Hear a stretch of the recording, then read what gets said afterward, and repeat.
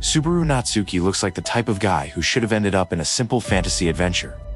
The kind where the main character gets transported to a new world and instantly becomes important. But the second Subaru appears there, he realizes something terrifying. He is not special. He has no magic. He has no strength. He has no combat skills. He has no knowledge of the world. He is a normal person surrounded by things that can kill him in seconds.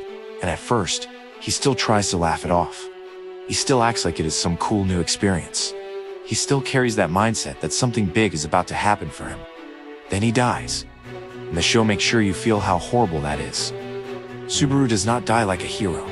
He dies like a helpless human being. He gets stabbed, he gets torn apart. He gets crushed, he gets betrayed. And the worst part is what happens after.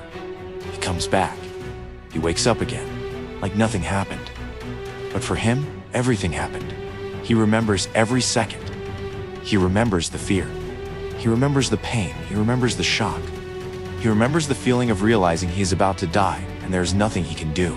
That is the power Subaru gets, returned by death. And it sounds useful until you realize it is basically torture, because the world resets, but his mind does not. So Subaru starts living in a cycle where he keeps dying, keeps restarting, and keeps being forced to pretend he is okay while his mental state slowly collapses. And what makes it even worse is he cannot explain it. Every time he tries to tell someone about his ability, something stops him. Something invisible, something that punishes him. So he is trapped with information that could save lives, but he is not allowed to share it, which means he is always alone with the burden. Then Subaru meets Amelia, and she becomes the first person who makes him feel like this world is not completely hopeless. She saves him. She treats him like a person. She gives him warmth when he has nothing. So Subaru latches onto her, hard, and at first it feels sweet. But then you start realizing Subaru is not just grateful. He becomes obsessed. He starts treating Amelia like she is his reason for existing, like she is the prize at the end of the suffering. And because Subaru is mentally unstable from all the deaths and resets, his emotions get messy. His pride gets messy. His decisions get reckless.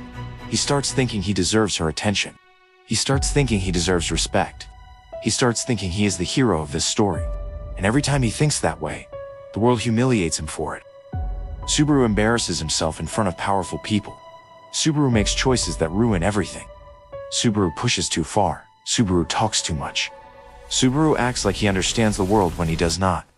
And the show does not sugarcoat it. It shows him crashing into reality. It shows him losing control. It shows him breaking down.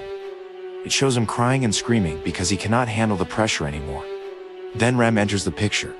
And Rem is one of the most important parts of Subaru's story. Because she does not start as a friend. She starts as someone who does not trust him at all. Someone who sees him as suspicious. Someone who can turn into a threat in an instant. But as Subaru suffers and tries again and again, Rem begins to understand it. She begins to see how much pain he is hiding. And when Subaru finally hits rock bottom, when he reaches the point where he wants to run away and give up, Rem becomes the one person who pulls him back. She speaks to him like he is still worth something. She reminds him that he is not a failure for being weak.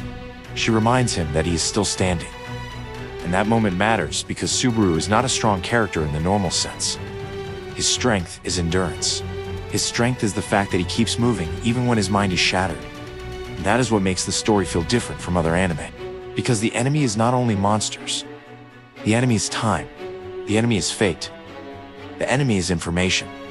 The enemy is the fear of knowing that one wrong move means another death, another reset, another loop of suffering.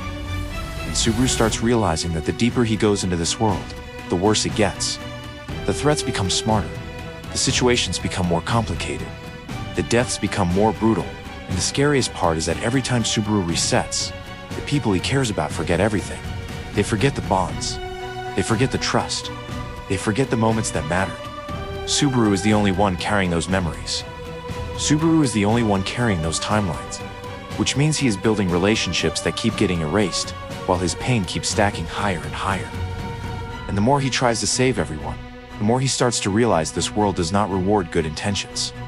It punishes mistakes. It punishes hesitation. It punishes emotion.